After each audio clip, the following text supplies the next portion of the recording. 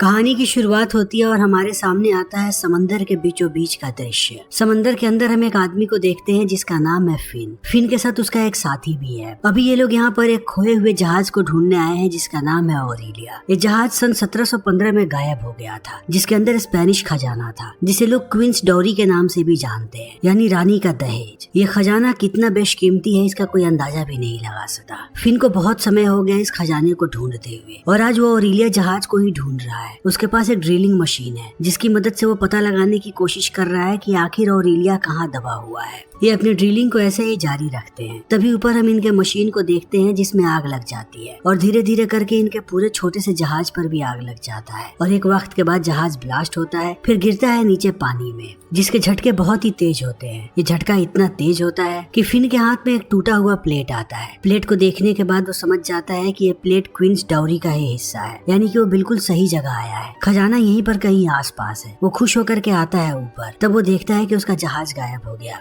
फिर इन दोनों को एहसास होता है कि जो चीज नीचे गिरी थी वो इनका जहाज ही था। यहीं पर हमें फिन के दोस्त का नाम भी पता लगता है जिसका नाम है अल्फोंस। अभी ये लोग कुछ सोचते उससे पहले एक छोटी सी बोट आकर के इनके सामने रुकती है और दो लोग इन पर बंदूक तान देते हैं और कहते हैं कि हमारे बॉस ने तुम्हें बुलाया है। वो लेकर के जाते हैं उसे एक बड़े से जहाज पे। तब हम इनके बॉस को देखते हैं जिसका नाम है बिग बनी। बनी से थोड़े समय पहले फिन ने पैसे उधार लिए थे जिसे वो अब तक चुका नहीं पाया और बनी को अपने पैसे वापस चाहिए। वो फिन को मारने वाला है। फिन कहता है कि मैं तुम्हारे पैसे जल्दी ही लौटा दूंगा। बनी कहता है कि आखिर तुम पैसे लाओगे कहाँ से? तब फिन उसे सारी बात समझाना शुरू करता है कि समंदर के अंदर एक स्पेनिश खजाना है जिसे क्वींस डॉरी भी कहते हैं। मैं खजाने के बिल्कुल करीब हूँ। बनी कहता है तुम्हें ये बात कैसे पता? तब वो उसे प्लेट दिखाता है और कहता है कि ये क्वींस डॉरी का ही हिस्सा है। अगर मुझे प्लेट मिल चुका है यानी कि खजाना आसपास ही है। मुझे तुम्हारी मदद चाहिए ताकि जितनी जल्दी हो सके मैं खजाने को ढूंढ लूं। बनी कहता है कि तुम मुझे पागल समझते हो? एक टूटी हुई प्लेट दिखा करके तुम मुझसे ये बोल रहे हो कि ये प्लेट बहुत ही पुरानी है। ये बात मैं कैसे मान लूं? मैंने तुम जैसे बहुत सारे फ्रॉडियों को देखा है। अब तुम जिंदा नहीं बचने वाले। वो अपने आदमियों को कहता है कि इसके पैर में वजन बांधो और इसे फेंक दो समंदर के नीचे। खुद ब खुद ये डूब के मर जाएगा। वो लोग ऐसा ही करते हैं, मगर जब वो उसे फेंक रहे होते हैं तब वो हमला कर देता है बनी के लोगों पे। उनकी बंदूक छीन करके उन पे गोली भी चलाता है, मगर अंत में गिर जाता है नीचे। वो पहुंच जाता है जमीन में। उसे सांस लेना भी मुश्किल हो रहा है। तभी उसकी नजर पड़ती है बंदूक पे। वो रेंगता हुआ पहुंचता है बंदूक के पास और उससे गोली चलाता है जंजीर के ताले पे। ताला टूटने के बाद अब वो आजाद है। वो ऊपर आ चुका है, अब सांस भी ले पा रहा है। तभी दूसरी तरफ हम फिन की पत्नी को देखते हैं जिसका नाम है टेस। वो जज के सामने बैठी हुई है। आज इनके तलाक की हियरिंग है। बहुत समय से ये लोग इंतजार कर रहे हैं। अंत में जज भी पक जाता है। वो कहता है कि अगर अगले 15 मिनट में यहाँ पर फिन नहीं आया तब मैं तुम लोगों के डाइवोर्स को अप्रूव कर दूंगा और उसके साथ साथ फिन की सारी प्रॉपर्टी टेस्ट की हो जाएगी। 15 मिनट का वक्त बीत जाता है और इनका तलाक भी अप्रूव हो जाता है। तभी भागते हुए यहाँ पर पहुँचता है फिन और वो जज से कहने लगता है कि तुम ऐसा नहीं कर सकते, मगर फिन कहती है कि ये चीज हो चुकी है। मैं तुमसे तंग आ चुकी हूँ। अब मैं आजाद हूँ। सबसे पहले मैं अपनी पढ़ाई पूरी करूंगी, वो भी तुम्हारे बोट को बेच करके, क्योंकि तुम्हारी प्रॉपर्टी मेरी है। तब बाहर आने के बाद फिन उसे बताता है कि मेरा बोट ब्लास्ट हो गया। तब टेस को बहुत गुस्सा आता है। वो सर पे मारती है फिन के। फिन नीचे गिर जाता है, मगर थोड़ी देर के बाद वो फिर से आता है टेस के पास। उसे कहता है कि मैं सारी चीजों को ठीक कर दूंगा। मेरे हाथ कुछ लगा है। मैं समंदर में खजाना ढूंढ रहा था क्वींस डॉरी का, जो कि क्वींस डॉरी का ही हिस्सा है। टेस कहती है कि मैं तुम्हारी इस बात पर कैसे भरोसा कर लूं?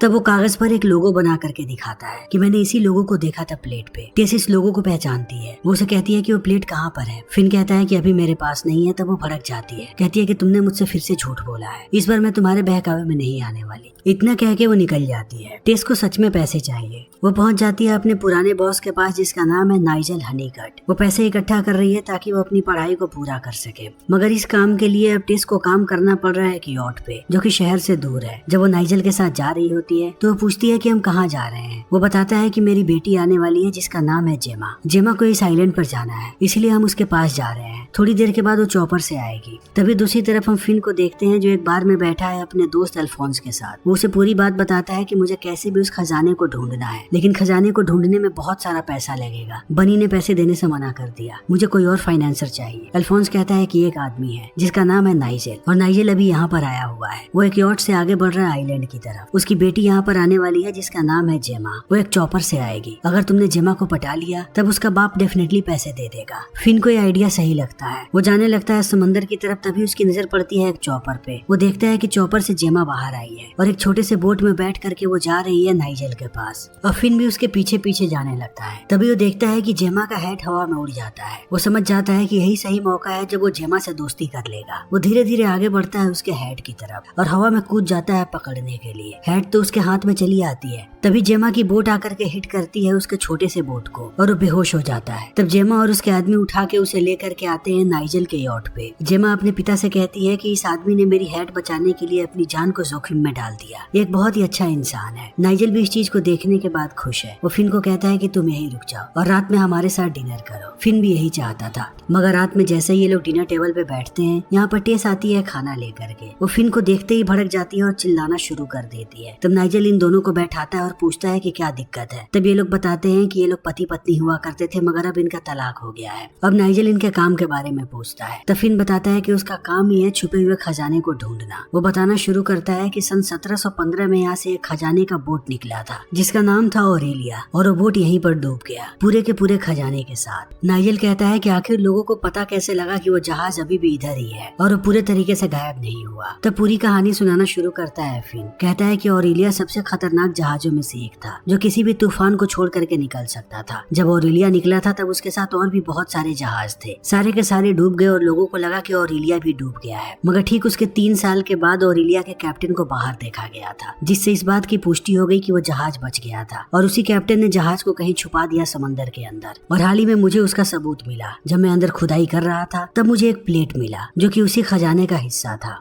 और अगर मुझे प्लेट मिला है यानी कि खजाना आसपास ही है। इन बातों को सुनने के बाद नाइजल मान जाता है और जेमा भी। ये लोग फंडिंग करने के लिए तैयार हैं ताकि फिन उस खजाने को ढूंढ सके। अगले ही दिन फिन अपने साथी अल्फोंस को भी बुला लेता है। ये सारे लोग आगे बढ़ने लगते हैं खजाने की तरफ। आगे जाने के बाद फिन को पता लगता है कि बनी ने वो पूरा आइलैंड खरीद लिया है जिस आइलैंड के पास वो खजाना है। इस चीज को देखते ही टेस गुस्सा हो जाती है और कहती है कि तुमने बनी जैसे लालची आदमी को ये बात बताई क्यों? अब उसने पूरा का पूरा आइलैंड खरीद लिया है। फिन कहता है कि मेरी जान खतरे में थी, मुझे लगा कि वो फंडिंग करेगा इसीलिए मैंने सच्चाई बताई, लेकिन अभी भी चिंता की कोई बात नहीं। वो खजाना आइलैंड पे नहीं है बल्कि समंदर के अंदर है और समंदर को कोई भी नहीं खरीद सकता।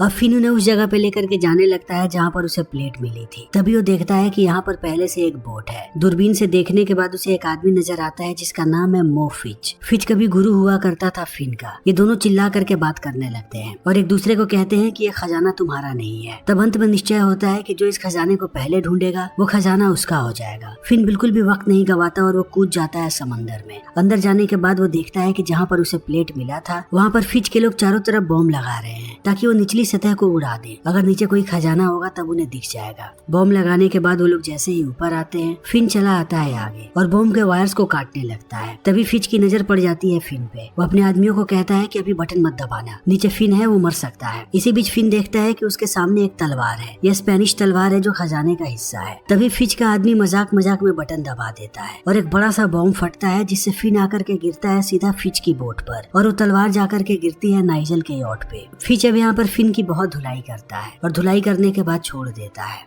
फिन चला आता है नाइजल के यॉट पे। रात में जब टेस सो रही होती है तब उसे नींद नहीं आती। वो फिन के बारे में ही सोच रही है। तब वो आती है उसके कमरे में, लेकिन देखती है कि फिन गायब हो गया है। तभी हम फिन को देखते हैं जो आ चुका है आइलैंड पे। वो एक एक करके बनी के लोगों को मार रहा है और अंत में पहुंच जाता है बनी के सामने। वो उससे कहता है कि तुमने फिच को काम दिया है, वो बेकार आदमी है, वो कभी भी उस खजाने को नहीं ढूंढ पाएगा। तुम अपना वक्त जाया कर रहे हो। मेरे पास एक डील है, खजाना ढूंढने का काम तुम मुझे दो, बदले में मैं तुम्हें खजाने का 10% दूंगा। इस बात को सुनने के बाद बनी हंसने लगता है और कहता है कि तुम्हें शायद पता भी नहीं है कि तुम किससे बात कर रहे हो। तुम्हारी जान मेरे मुट्ठी में है क्योंकि तुमने मुझसे कर्ज लिया है। अब मैं तुम्हें एक डील देता हूँ, वो पूरा का पूरा खजाना मेरा है, उसे तुम मेरे पास लेकर के आओ और बदले में मैं तुम्हारी जान बख्श दूंगा। इसके अलावा दूसरी कोई डील नहीं होगी। इतना कहने के बाद वो फिन को भगा देता है। तो फिन वापस आता है बोट पे। वो देखता है कि टेस बाहर ही बैठी है। वो फिन से कहती है कि बनी से तुमने कितने पैसे लिए हैं? वो बताता है कि $60,000 और ये मामला बहुत सीरियस होते जा रहा है। अगर जल्दी मैंने उसे पैसे नहीं लौटाए तो वो मुझे जान से मार देगा।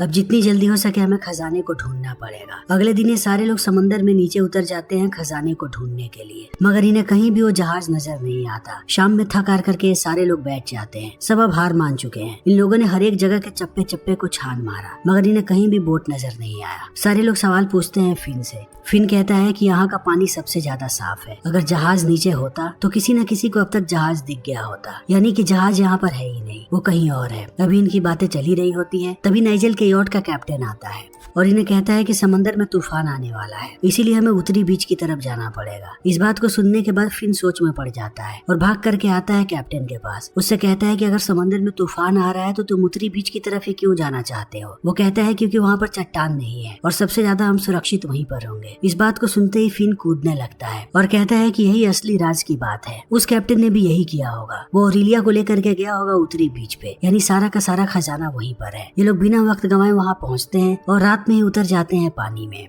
थोड़ी देर ढूंढने के बाद इन्हें उस जहाज का टॉर्पीडो नजर आता है। ये लोग खुश होकर के आते हैं बाहर। अब इस बात की पुष्टि हो चुकी है कि वो खजाना इसी आइलैंड पर है। सुबह होते ही ये लोग पूरे खजाने को छान मारते हैं। इन्हें जहाज के बहुत सारे टुकड़े नजर आते हैं यहाँ पर, मगर खजाना कहीं नहीं मिलता। अब ये लोग सोचने लगते हैं कि आखिर इस आइलैंड पर और कौन कौन सी जगह हैं। इन्हें पता लगता है यहाँ के चर्च के बारे में। फिन और टेस आते हैं चर्च में। यहाँ पर बहुत सारी किताबें हैं, वो एक एक करके सारी किताबों को पढ़ रहे हैं। टेस जब एक किताब को पढ़ती है तब उसे पता लगता है कि ये एक आदमी की डायरी है। उसने पूरा इतिहास लिखा हुआ है इस आइलैंड का। वो कहता है कि मैं यहाँ पर आने वाला पहला आदमी नहीं हूँ। मुझसे पहले यहाँ पर एक औरत आई थी जिसका नाम था ऑरेलिया। ऑरेलिया के मरने के बाद उसका कब्र यहीं पर बनाया गया। इस नाम को सुनने के बाद फिन चौंक जाता है क्योंकि उस जहाज का नाम ऑरेलिया ही था। अब ये लोग पहुंच जाते हैं उसके कब्र पे और कब्र की खुदाई करने लगते हैं। खुदाई करने के बाद इन्हें अंदर एक डब्बा नजर आता है। डब्बे को खोलने के बाद इन्हें अंदर एक किताब मिलती है। ये किताब उसी कैप्टन ने लिखी है जो ऑरेलिया को चलाता था। इसमें उसने लिखा है कि मैं कई महीनों तक इस आइलैंड पर भटकता रहा ताकि मुझे ऐसी जगह मिल सके जहां मैं उस खजाने को छुपा सकूं। फाइनली मुझे वो जगह मिल चुकी है जो एक मौत का कुआं है। ये जगह समंदर से जुड़ी हुई है। समंदर से एक गुफा जुड़ी हुई है जो इस जगह के अंदर आकर के खुलती है। इसीलिए 11 महीने यहाँ पर पानी भरा रहता है, मगर सिर्फ दिसंबर के महीने में 1 महीने के लिए ये जगह खुल सकती है जहाँ पर कोई इंसान जा सकता है। इतनी जानकारी इनके लिए काफी है। अब इन्हें पता लग चुका है कि वो खजाना कहाँ पर है, मगर ये लोग आगे बढ़ते उससे पहले यहाँ पर बनी आ जाता है और इनसे कहता है कि वो किताब मुझे दो। तो फिन उसकी तरफ किताब फेंक के मारता है और सब लोग लड़ने लगते हैं। लड़ते लड़ते फिन बैठ जाता है एक बाइक पे और टेस भी पीछे बैठ जाती है। ये लोग भागने लगते हैं, मगर थोड़ी दूर आने के बाद टेस गिर जाती है नीचे। फिन जैसे ही उसे मुड़ करके पीछे देखता है उसकी बाइक गिर जाती है आगे के चट्टान से नीचे और बाइक ब्लास्ट हो जाती है। टेस रोने लगती है। उसे लग रहा है कि फिन मर गया, लेकिन अब बनी के लोग उसे पकड़ते हैं और किताब पढ़ने के बाद उन्हें पता लग जाता है कि कौन से जगह पे खजाने को छुपा करके रखा गया है। अगले दिन वो उसे लेकर के आते हैं उस कुएं के पास। उसके शरीर पे एक रस्सी बांधते हैं और कहते हैं कि नीचे जाओ। टेस के पास दूसरा कोई भी रास्ता नहीं है, उसे नीचे जाना पड़ता है। नीचे जब वो तैरने लगती है थोड़ी देर के बाद उसे खजाना भी मिल जाता है, मगर अब वो रस्सी को बांध देती है एक तोप से।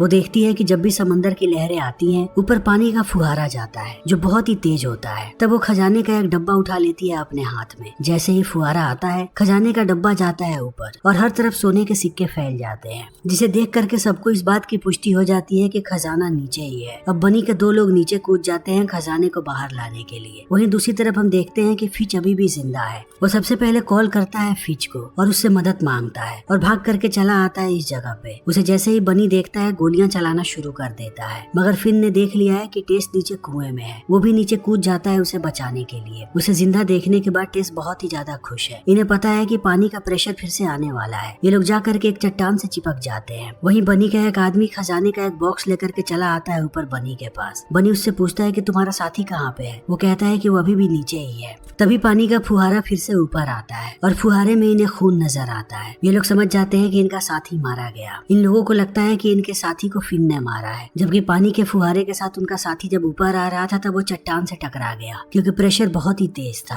अब बनी एक तीर देता है अपने साथी को और कहता है कि उन दोनों को जाकर के मार दो। वो आगे बढ़ने लगता है उन्हें मारने के लिए। तभी फिच पहुंच जाता है यहाँ पर फिन की मदद के लिए। वो जैसे ही देखता है कि एक आदमी उनकी तरफ आगे बढ़ रहा है वो कूद जाता है उसे पानी के अंदर मारने के लिए, लेकिन सबसे पहले वो तीर चलाता है फिच पे। अब इनके बीच घमासान लड़ाई हो रही है। फिच का एक आदमी भी नीचे आ जाता है उसे ऑक्सीजन देने के लिए। इन चीजों को देखने के बाद बनी समझ जाता है कि अब हालात खराब होने वाले हैं। वो खजाने का डब्बा उठाता है ताकि प्लेन में रख सके। तभी डब्बा गिर जाता है नीचे और वो सीधे जाकर के लगता है उसके आदमी के सर पे और इस चीज का फायदा उठा करके ये लोग बनी के आदमी को मार देते हैं। तभी फिन और टेस भी चले आते हैं बाहर। बनी देख लेता है टेस को। वो उसके बाल से खींच करके उसे ऊपर लाता है और अपने हेलीकॉप्टर में लेकर के जाने लगता है ताकि वो फिन को ब्लैकमेल कर सके और खजाने को फिर से पा सके। टेस उस पर बार बार हमला करने की कोशिश करती है, मगर वो उस पर भारी पड़ता है। अंत में वो टेस को बेहोश कर देता है। वहीं दूसरी तरफ हम फिन को देखते हैं जो प्लेन की तरफ आ रहा है, मगर वो इतना तेज तैर नहीं पा रहा। तभी जेमा आ जाती है उसके पास। वो जेमा की मदद से पहुंच जाता है हेलीकॉप्टर तक और उसे पकड़ के लटक जाता है। हेलीकॉप्टर जैसे ही हवा में जाने लगता है, बनी देखता है कि पीछे फिन लटका हुआ है। अब वो बहुत ही ज्यादा गुस्से में है। वो सबसे पहले अपनी बंदूक निकालता है ताकि वो बनी को शूट कर सके, मगर वो गोली चलाता उससे पहले टेस दोबारा होश में आ जाती है और वो एक दमदार किक मारती है बनी को। बनी गिरने लगता है नीचे, मगर नीचे गिरते गिरते भी वो गोली चलाता है और एक गोली जाकर के लग जाती है हेलीकॉप्टर के इंजन में। तभी फिन चला आता है ऊपर और वो हैंडल करने लगता है हेलीकॉप्टर को, मगर उसे पता है कि ये क्रैश होगा ही क्योंकि उसके इंजन पे गोली लगी हुई है। वो लाख कोशिश करता है मगर अंत में समंदर में ही इनका हेलीकॉप्टर क्रैश कर जाता है। टेस देखती है कि फिन बहुत दूर दूर तक नजर नहीं आ रहा। उसे लगता है कि वो मारा गया, मगर थोड़ी देर के बाद फिन उसके सामने आ जाता है। उसे गले से लगाता है और कहता है कि क्या तुम मुझसे शादी करोगी दोबारा। टेस मान जाती है। ये दोनों बाहर आते हैं, शादी करते हैं और खजाने को ढूंढ निकालते हैं। थोड़े समय के बाद हम देखते हैं कि इन लोगों ने सारे के सारे खजाने को एक म्यूजियम में रख दिया है और खजाना ढूंढने पे गवर्नमेंट ने इन्हें पैसा दिया है। टेस अब प्रेग्नेंट है और ये सारे लोग एक साथ बहुत ही ज्यादा खुश हैं। फिर इसी के साथ ये फिल्म यहीं पर खत्म हो जाती है।